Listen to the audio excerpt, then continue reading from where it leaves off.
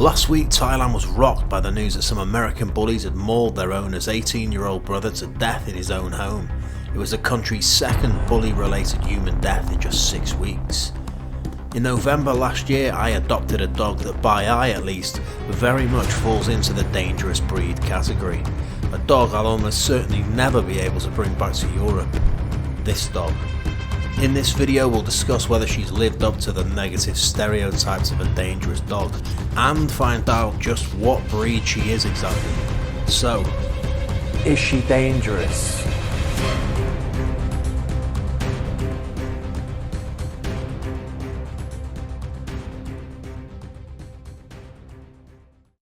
So a couple of days ago, I received this parcel here from FedEx, and it's come all the way from the United States of America. Now, as you can see, I haven't opened it yet, but I'm pretty sure I know what it is, because last week I ordered 2 DNA dog testing kits from Embark.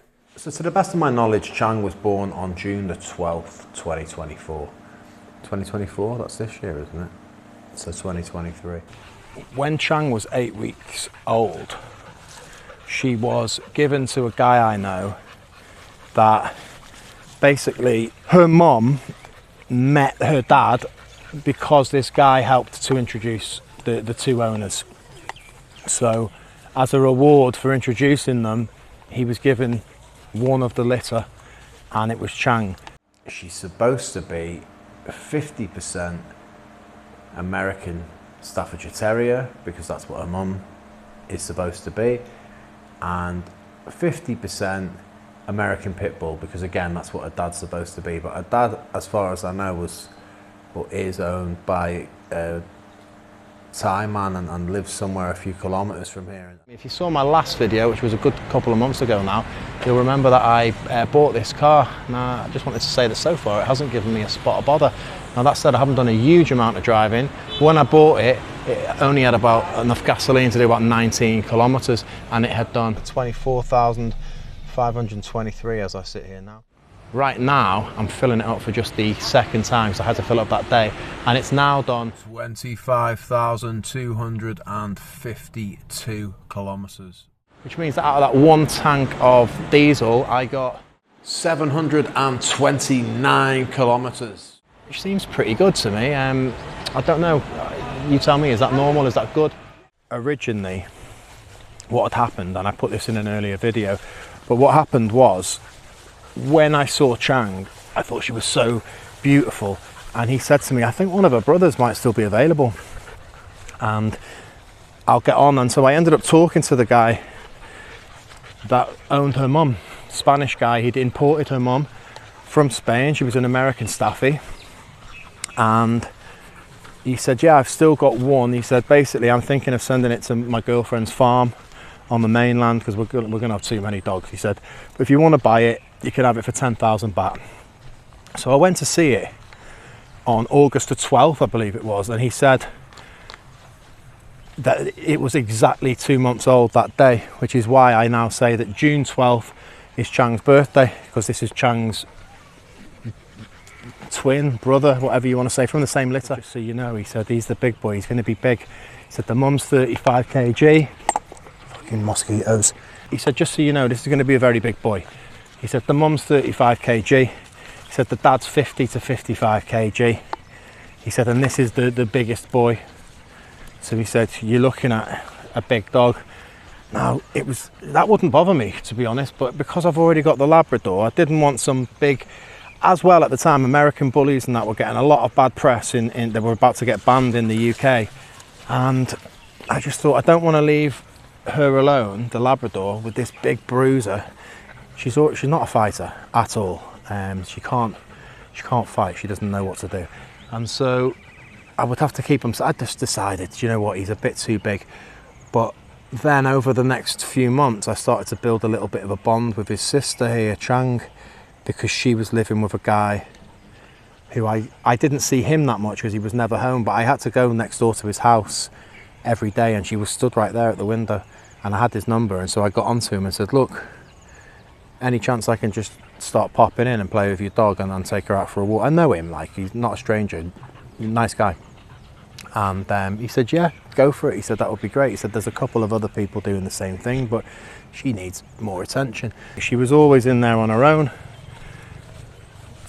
lonely. I'll tell the story of my Labrador in the next video, but I have my own guilt about the first year of her life because I was really busy. I was running my restaurant at the time, and she was alone all the time at home because she was too wild. I couldn't bring her I thought I could bring her to the restaurant and she'd hang out and it'd be all fun and the customers would love her and that. And she was too wild. She was a puppy.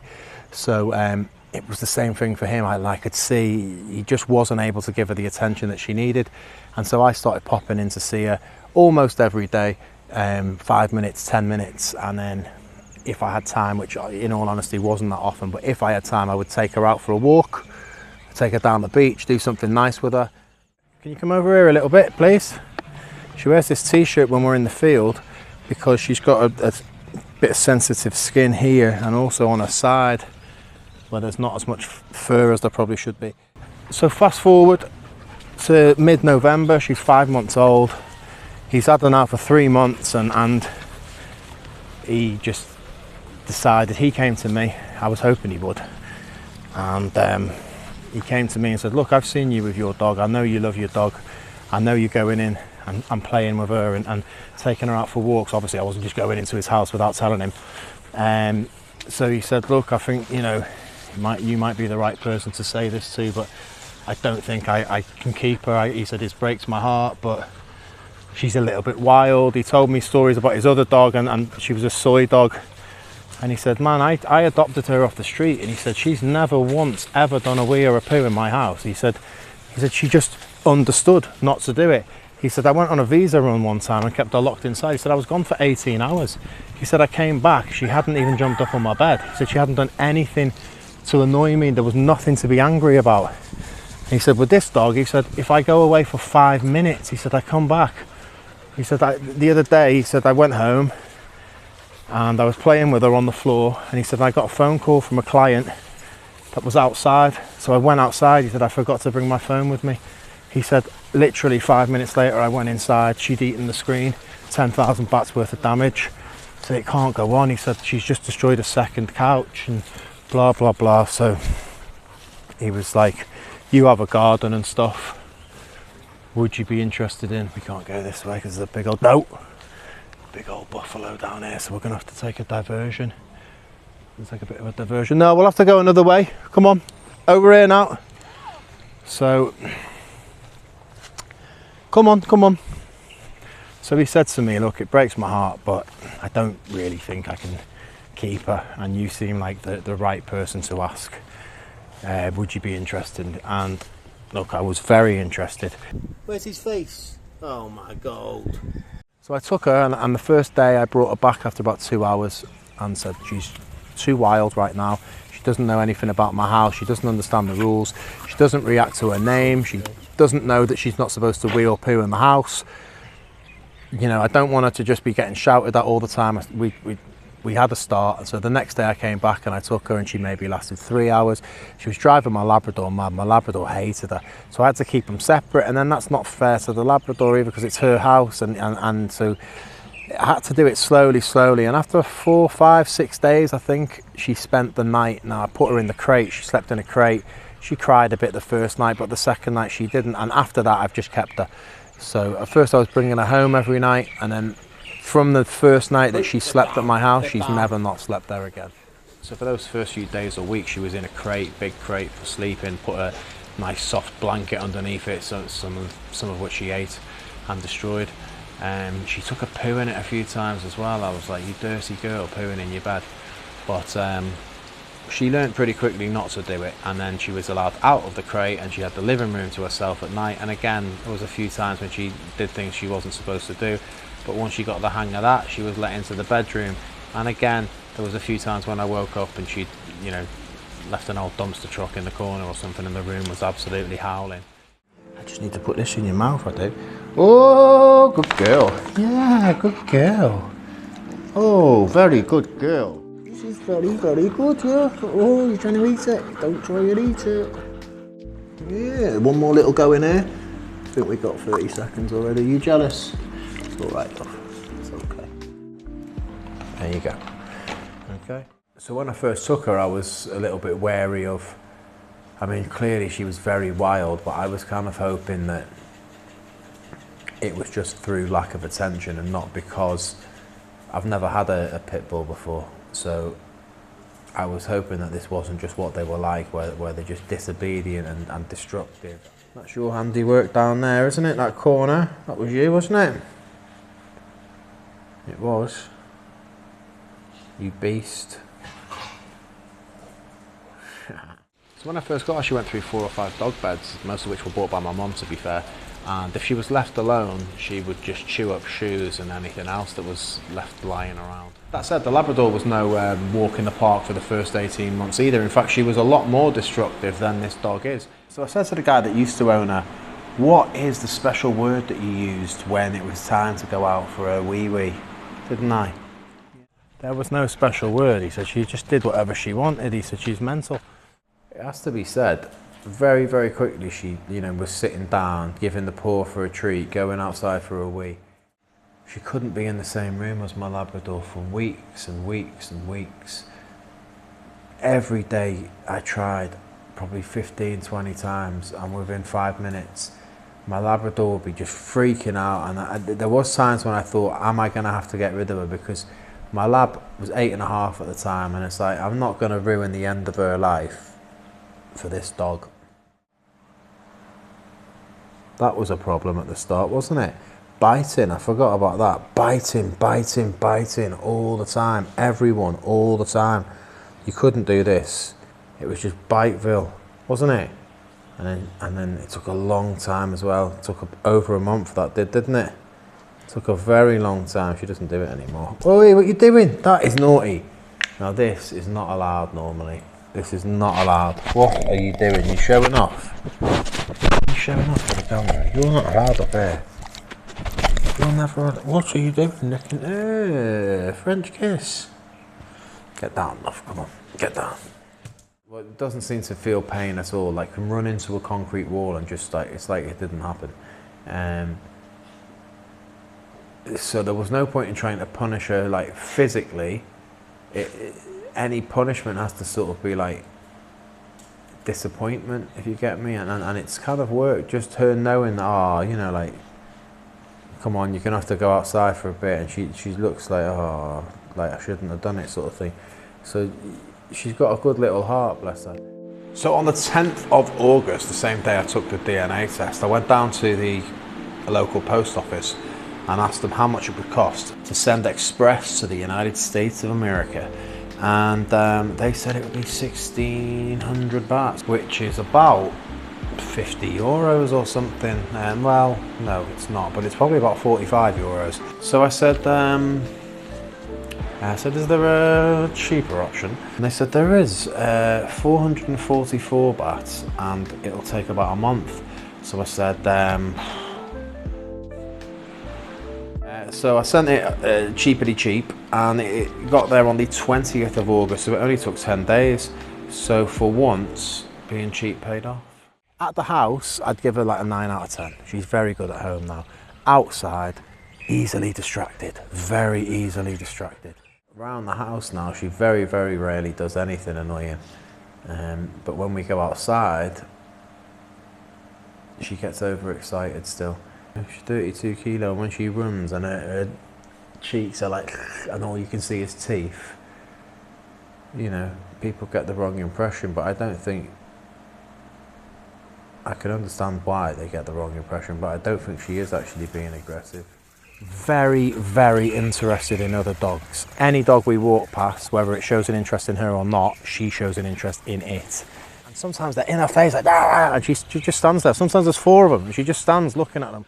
If they play, she plays. If they are aggressive, she just sort of stands there. But luckily, and touch wood, hopefully this doesn't happen, but she hasn't been bitten yet. Actually, she has been bitten, but it was before I owned her. Right before I owned her, actually. While I was going to visit her, I went one day and she had a head like a Klingon out of Star Trek. And my inquiries never really got anywhere. So anyway, about a week later when I owned her, I took her to the vet and said, what's up? And she said, when she scraped away, you could see that there were teeth marks. and she had to go on antibiotics and that. So she's definitely been bitten by someone at some point, but she was still a puppy at the time, and also, as I haven't been told the story, I don't know how she reacted to it, so I can't say. In a way, I sort of hope she does defend herself if she gets bitten, but I would rather she just paid less attention to dogs. Because even when a dog's not paying attention to her, she's still like, oh look, there's a dog, you know, like, let me over there, let me over there. The problem as well with Chang is that I got her when she was 5 months old already. So normally you get a dog, it's 8 weeks old, and you get to sort of shape it, and then, so I feel like she's still months behind. So I'm beginning to think, is this because we got her when she's 5 months old? Is it because she's a naughty dog? Or is this her breed, a characteristic of her breed, let's say, where she can't walk past another dog? Like, and again, it's not aggressive, but if she sees another dog, all of her attention is now on that dog, and you're having to pull her and like, come on, come on, come on. Like I say, I'm going to have to start getting the old thing on her now and give her a little zap here and there, which I don't like doing, but we have to be able to walk past other dogs without drama. So as I say, on the 10th of August, I sent the DNA sample to America, and then on the 20th of August, they got onto me to say that it had arrived.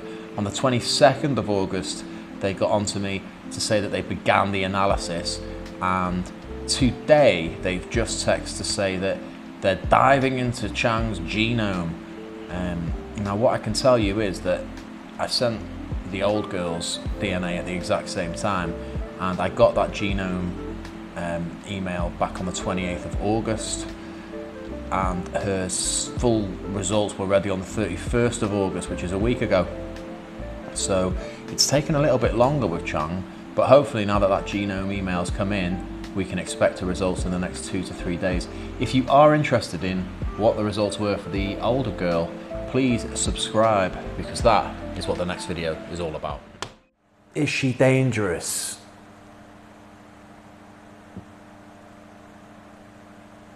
I wouldn't recommend this type of dog to just anyone. They do take time and patience, and they're strong. I mean, even when she's just saying hello to people, she can injure them. When my mum comes round, for example, she leaves with cuts and bruises and scrapes and scratches, and Chang loves my mum. She's literally just saying hello. When my ex-girlfriend calls round, she will call me and say, I'm outside, can you grab Chang? Because she won't come in, because she knows, again, Chang loves her. She's just saying hello, but it's too much, and she doesn't want to get injured. She's very, very strong, and then, like I say, this is her in a good mood, being happy. So imagine if she actually did want to cause a bit of bother or go for it, you know. She can do some damage, there's no doubt about that. My mum used to take her out for walks. She ran circles around her a couple of times. I got her caught up in the lead, which she's got one of them extension leads, and my mum ended up falling over a couple of times. And then Chang, if she had been violent, could have attacked her then and there, but she was just playing. But even so, you can say you're just playing, but when you've got bruises and cuts and you know, it's no fun for my mum. So definitely they're not for everybody, definitely they're not. She's got a good heart, but then at the same time she's very unpredictable. And like I say, you would need to be strong, because there's times when I'm walking down the road, we've walked past 50 people, and she didn't show any interest in any of them, and I think, all right, cool. And the next thing, the 51st one, she'll just, I think she's saying hello to most of, but it's like she jumps up and people are like, what the hell's going on? Or she'll just dart towards someone, and you're like, why did you just do that? In the wrong scenario, let's say where she encountered someone that she didn't know, I think if they were confident and said, oh hello, how are you doing, she would just run over and say hello. The problem is, if someone's scared and they turn and run, I kind of think she probably would see it as a game and chase them, and then what's going to happen when she catches them, I'm not sure. Yeah, in the wrong hands, I think that, you know, you're looking at a lethal weapon there, because they are eager to please, like all dogs, and in the hands of a moron.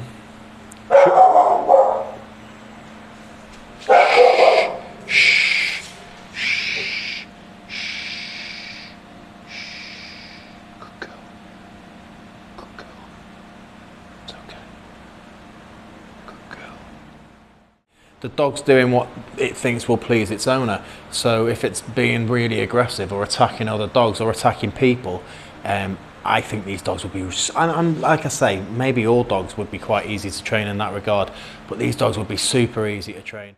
I mean, if you've got an out of control Yorkie, someone's getting a grazed ankle. If you've got one of these that's out of control, well, who knows what's going to happen. Shake hands. Oh, good girl. Yeah, good girl. Again, like I say, I got her when she was 5 months old, so, and it's the first of this breed that I've had, so I can't tar the entire whatever she is because I still don't know. But I can't say that, oh, right, you know, pit bulls, they're all like this based on one dog. But she is clever, but quite disobedient. Still a little bit wild. Again, for the first 5 months, she didn't know her name. She didn't know where to go to the toilet. She wasn't really, you know, things like learning to sit, to go and wee outside, to shake your hand before getting a treat. She picked these things up like that. I haven't seen any sign of actual like aggression or anger when she plays with the lab, which she does every day, all the time. She's always very soft and gentle, and lets the Labrador think that she's the boss.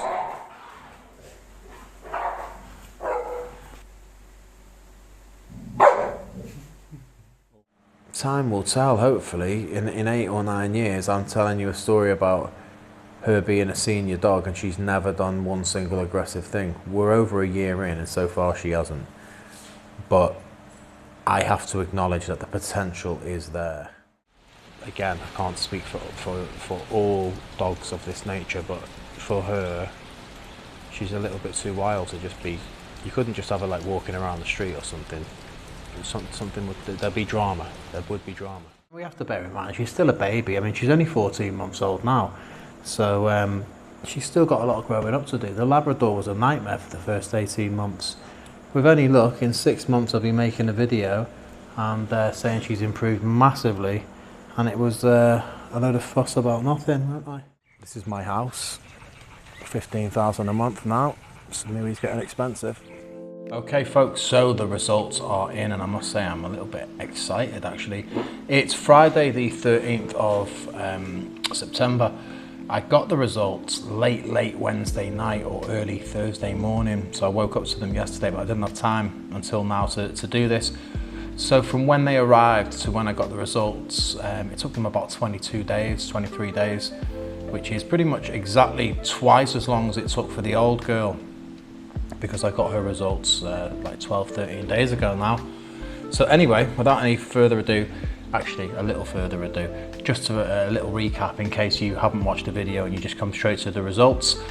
We're expecting at least 50% American Staffordshire Terrier, because that's what her mum's supposed to be. The owner from Spain flew the mother over, said he has the papers and everything, that she's a certified pedigree. The dad is a little bit, I think, more of a question mark.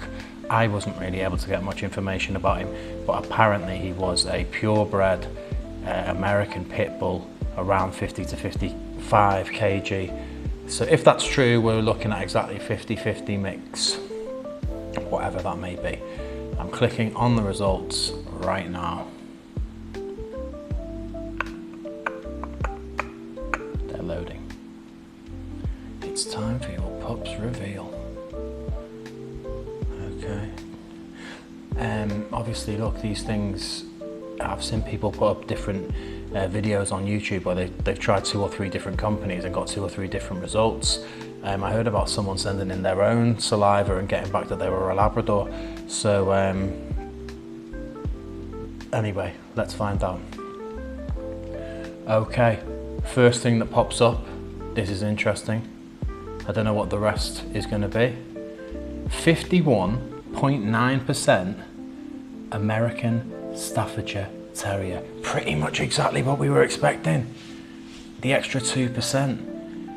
American Staffordshire Terriers are powerful but playful dogs that are both loyal and affectionate with their owners. I should also say about this company, Embark, when you do it, they ask you to fill out a questionnaire and that. I completely blanked it because I thought it's the same as going to a psychic and saying to him like, oh, I really hope my old mum gets in touch with me, you know, and be lovely if she told me, yeah, she loves me, you know. And then the psychic's like, oh, it's your mum. She loves you. Oh, fantastic, you know.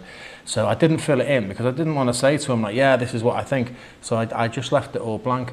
Anyway, 51.9% American Staffordshire Terrier. Powerful but playful dogs that are both loyal and affectionate with their owners. I'm going to click on the next now. I can get back to that another time. 26.4% American Bully, which is kind of the one I was hoping not to hear about. So we've got 26.4% American Bully. They may look intimidating, but they are bred to be the ideal family or companion dog. Well, they've been in the press recently for naughty reasons. Okay, so we've made up about, what, 77% odd already? I'm clicking on next. This is interesting. She's a bit of a mix. 9.9% American Pit Bull Terrier. 7.3% Bulldog. 4.5% American Bulldog. And that's the full results. Wow. So those are the results for our little Chang here. You can have a little bit. There you go. And next up we find out what Conehead is. What do you reckon? See you next time.